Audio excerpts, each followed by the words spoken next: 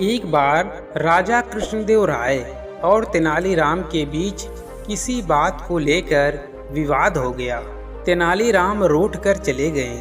8-10 दिन बीते तो राजा का मन उदास हो गया। राजा ने तुरंत सेवकों को तेनालीराम को खोजने भेजा। आसपास का पूरा क्षेत्र छान लिया, पर तेनालीराम का कहीं पता नहीं चला। अचानक राजा को एक तरकीब सूझी।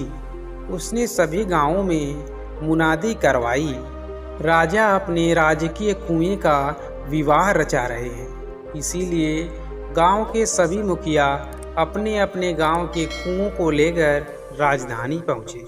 जो आदमी इस आज्ञा का पालन नहीं करेगा उसे जुर्माने में 1000 स्वर्ण मुद्राएं देनी होगी। मुनादी सुनकर सभी परेशान हो गए।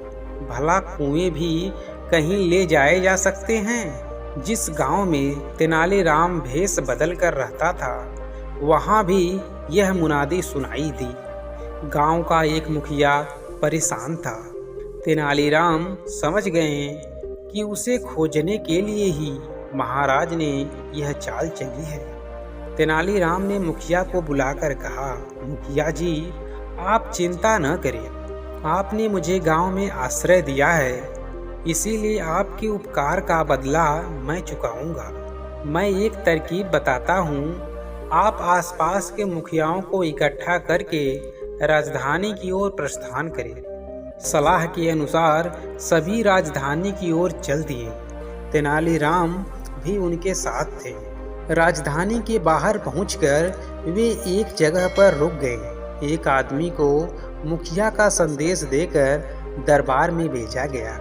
वह आदमी दरबार में पहुंचा और तेनालीराम की राय के अनुसार बोला, महाराज, हमारे गांव के कुएं विवाह में शामिल होने के लिए राजधानी के बाहर डेरा डाले हैं। आप मेहरबानी करके राजकीय कुएं को उनकी आगवानी के लिए भेजें, ताकि हमारे गांव के कुएं सम्मान सहित दरबार के सामने हाजिर हो सकें। राजा को उनकी बात समझते देर नहीं लगी कि ये तेनालीराम की तरकीब है। राजा ने पूछा, सच सच बताओ कि तुम्हें यह सलाह किसने दी है? राजन, थोड़े दिन पहले हमारे गांव में एक परदेसी आकर रुका था। उसी ने हमें यह तरकीब बताई है। आगंतुक ने जवाब दिया। सारी बात सुनकर राजा स्वयं रथ पर बैठकर राजधानी से बाहर गए और सम्मान सहित तेनालीराम को दरबार में वापस लाए। गांव वालों को भी पुरस्कार देकर विदा किया।